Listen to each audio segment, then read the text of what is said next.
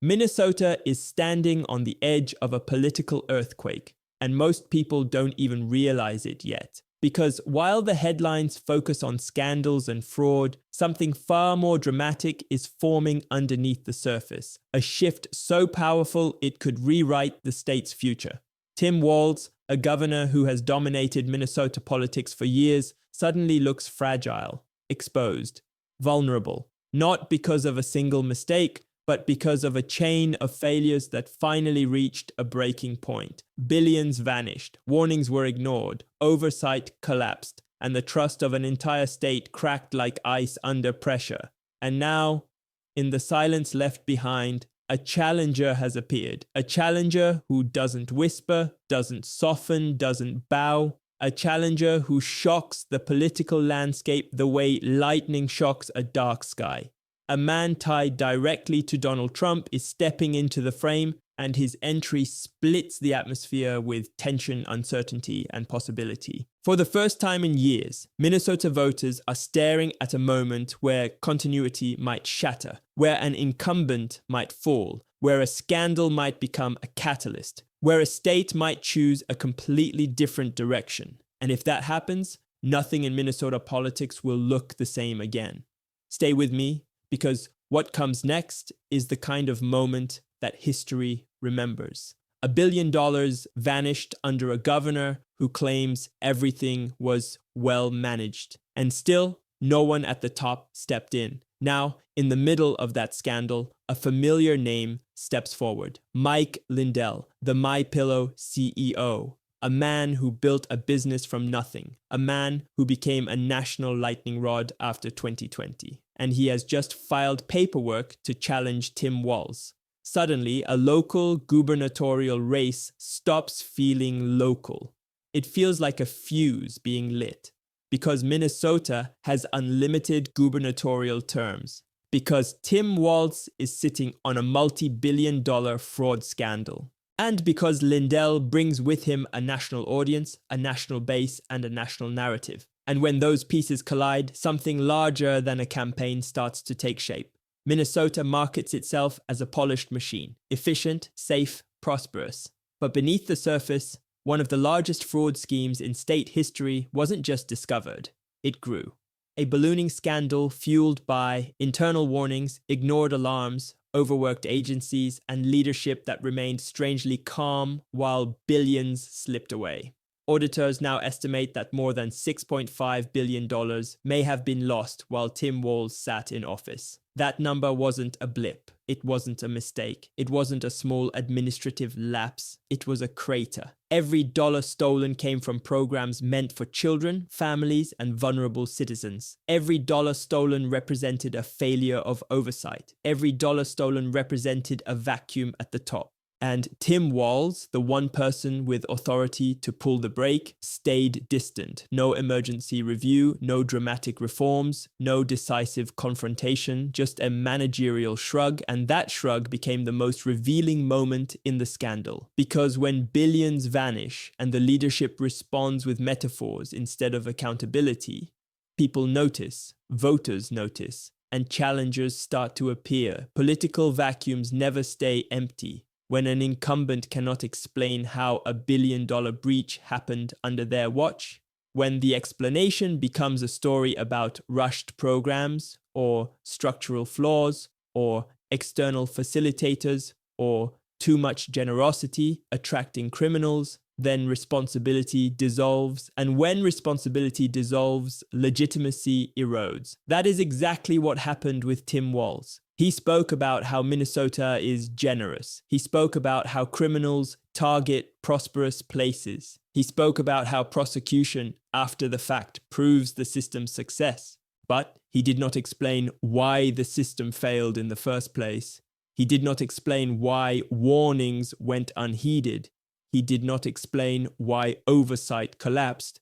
And he did not explain why billions accumulated before any intervention. In politics, silence is rarely neutral. It sends a signal, and that signal invites challengers. Into this atmosphere steps Mike Lindell, a name associated with the 2020 election battles, a name that ignites opinions immediately. Lindell filed paperwork with the Minnesota Campaign Finance Board to create a Mike Lindell for Governor committee. And even though he told the Star Tribune he isn't 100% decided, the paperwork is already in motion. That alone tells a story, because in politics, paperwork is a signal. It's a flare. It says, something is beginning. Lindell has a history that attracts attention. He championed claims that voting machines switched votes in 2020. He funded a cyber symposium meant to expose fraud. He promoted narratives about manipulated machines. He became entangled in an alleged breach attempt involving Colorado election systems. He has been sued by Dominion and Smartmatic. A federal judge ruled he defamed Smartmatic. A jury will decide damages, and he continues to deny wrongdoing.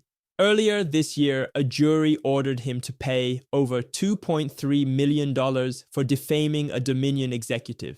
Despite all this, Lindell remains one of the most recognizable figures in Trump's orbit. He remains a constant presence at Mar-a-Lago. He remains a regular in Trump strategy circles. He remains a trusted voice among the base. And if he decides to run in Minnesota, he brings with him something no typical challenger has: a direct, personal relationship with Donald Trump.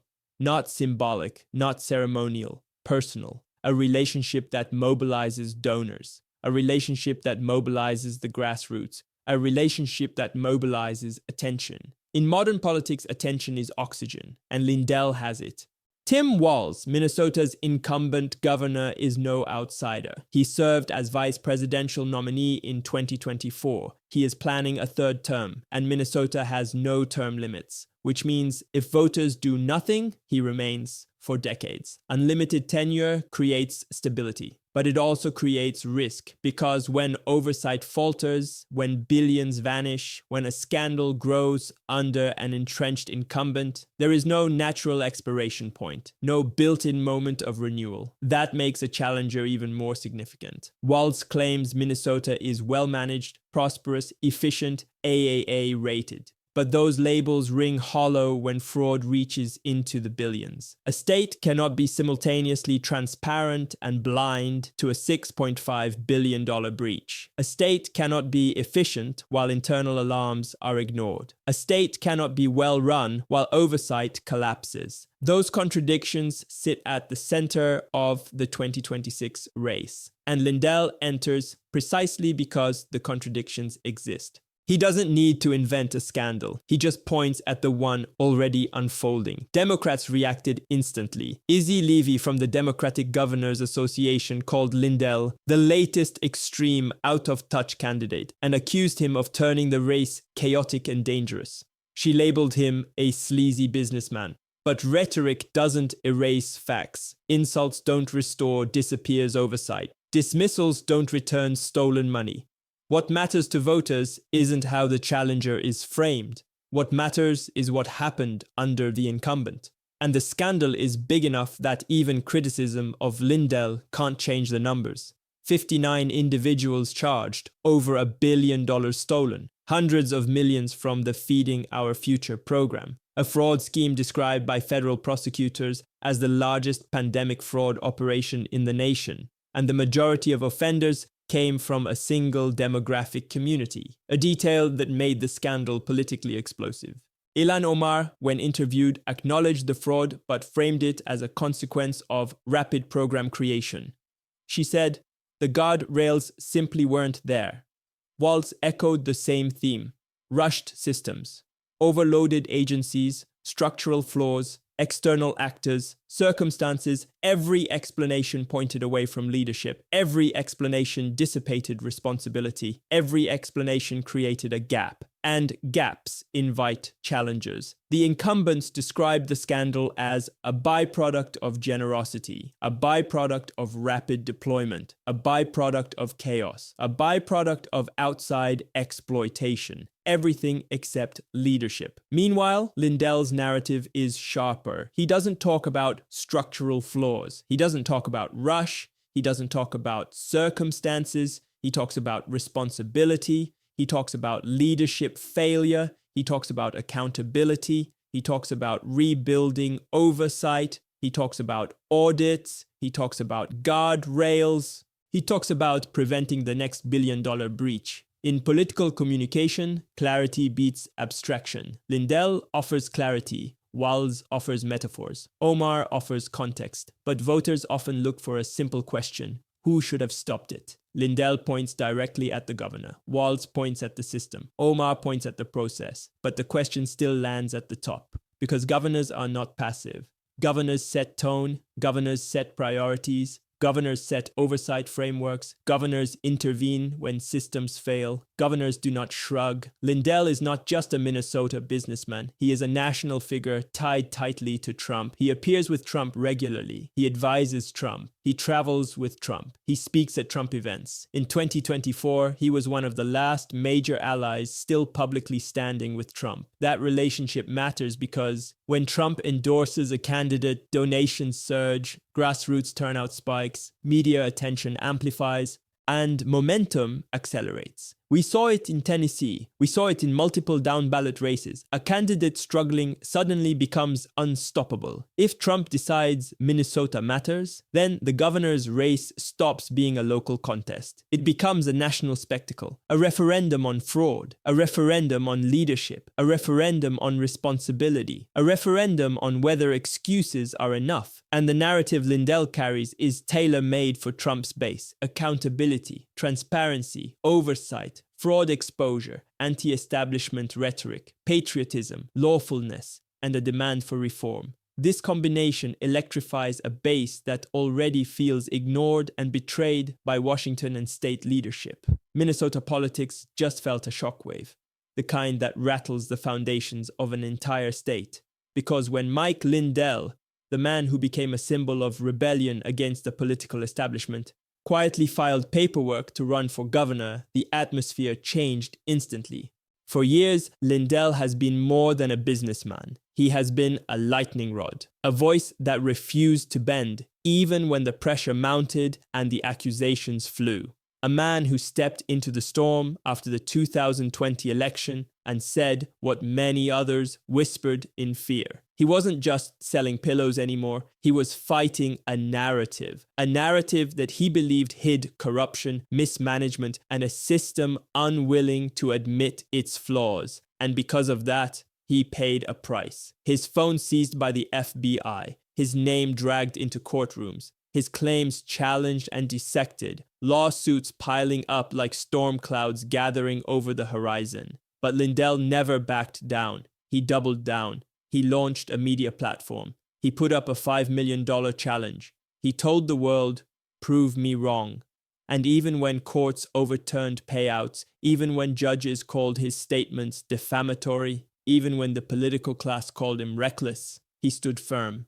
Now, in 2025, that same defiant energy has landed squarely in Minnesota, a state already trembling under scandal, a state where over $1 billion vanished from a welfare program meant for children, a state where oversight failed, alarms were ignored, and the political establishment seemed frozen in place. Tim Walz, a governor who rose to national prominence, suddenly looks less like an unassailable figure and more like a man surrounded by the consequences of his own administration. And into this vacuum steps Mike Lindell, a challenger who doesn't speak in cautious sentences or polished sound bites, a challenger who speaks with the crackle of electricity in his voice, with the kind of certainty that unsettles elites and galvanizes grassroots voters.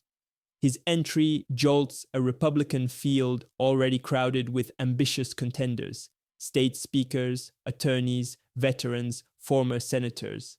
But unlike the others, Lindell arrives with something no poll can measure and no strategist can predict. A reputation forged through conflict, controversy, and unwavering conviction. Democrats wasted no time in reacting. They called him conspiratorial. They called him extremist. They called him a clown in a field of candidates competing for Donald Trump's approval. But beneath the insults lies something revealing: fear, because they know Lindell doesn't move like a traditional politician. He doesn't follow the script. He doesn't bow to donor groups or party elites. He doesn't soften his tone to fit the acceptable narrative, and voters who feel ignored, betrayed, or abandoned by Washington, those voters listen when someone speaks with raw certainty. Lindell's story, the lawsuits, the accusations, the challenges, the defiance, it becomes a symbol in this race, a symbol of resistance to a political establishment that has grown comfortable, insulated, and detached from the consequences of its own decisions. Minnesota is facing a crisis of trust. Fraud on a scale the Department of Justice called the largest in the nation. Communities destabilized, policies unraveling, and an incumbent governor unable or unwilling to restore confidence. In moments like this, history doesn't reward the cautious. It rewards the bold. It rewards the challenger who steps forward when the old order falters. It rewards the voice that cuts through the noise, even if that voice has been mocked or misunderstood. Mike Lindell's entry into the gubernatorial race is more than a filing on a state website. It is a spark in a state already smoldering, a spark that could ignite a political shift, a spark that could challenge the narrative, unsettle the establishment, and offer voters a stark choice between continuity and disruption. And as Minnesota watches this race unfold, one question hangs in the cold Midwestern air. Will the state cling to the familiar? Or will it embrace the shockwaves of change? Because once a spark lands, there is no telling how far the fire will spread. Minnesota has historically leaned blue, but scandal reshapes maps. Fraud scandals fracture trust. Oversight scandals fracture legitimacy. Leadership scandals fracture incumbency. When an incumbent is tied to a billion-dollar breach, the racial politics, the ideological politics, and the partisan politics all become secondary to a single emotional question. Why wasn't this stopped? Lindell capitalizes on that emotion, not with nuance, not with policy white papers, but with a sharp moral frame. Leadership failed, money disappeared, people suffered, and those in charge avoided responsibility. This frame crosses ideological boundaries because it appeals to fairness, it appeals to patriotism, it appeals to the taxpayer, it appeals to people who simply want government to function, it appeals to independents who don't care about ideology but hate waste, it appeals to conservatives who already distrust liberal administrations, it appeals to working-class voters who feel ignored. It appeals to anyone who believes accountability should be universal. In political science, we know that scandals involving financial mismanagement create stronger incumbent vulnerability than scandals involving cultural or symbolic issues. Why? Because financial scandals harm everyone. Because financial scandals expose incompetence. Because financial scandals break trust. Because financial scandals cut across ideological lines. When oversight collapses, the electorate looks for a reformer, an outsider, a disruptor, or a challenger with clear accountability messaging. Lindell fits the disruptor category. Walz fits the entrenched incumbent category.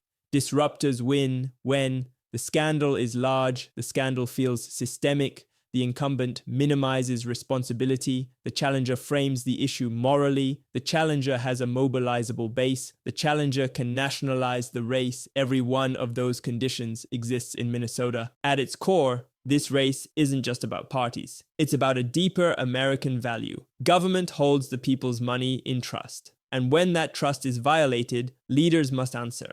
Patriotism isn't just waving flags. Patriotism is demanding honesty from those in power. Patriotism is refusing to accept excuses. Patriotism is insisting that taxpayers aren't treated like an endless resource. Patriotism is saying no more shrugging, no more metaphors, no more deflection, no more billion-dollar holes, no more avoiding responsibility. Lindell taps into that moral frame. Walz struggles inside it because the scandal isn't symbolic, it's measurable, it's numerical, it's enormous, and it happened under his watch. If Lindell runs and secures the GOP nomination, Minnesota becomes a bellwether. Not because of ideology, but because of governance, because of oversight, because of trust, because of accountability, because of fraud, because of leadership.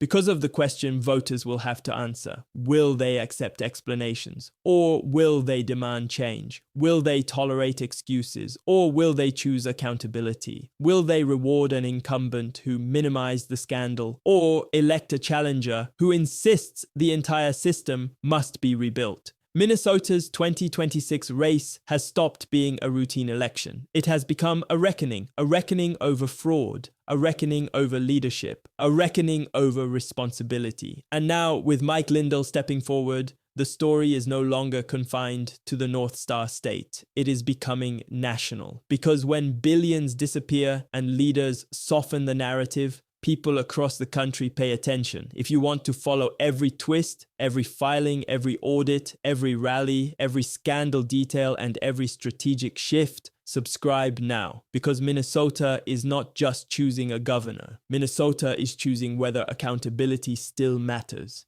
And the echoes of that choice will reach far beyond one state. Stay tuned.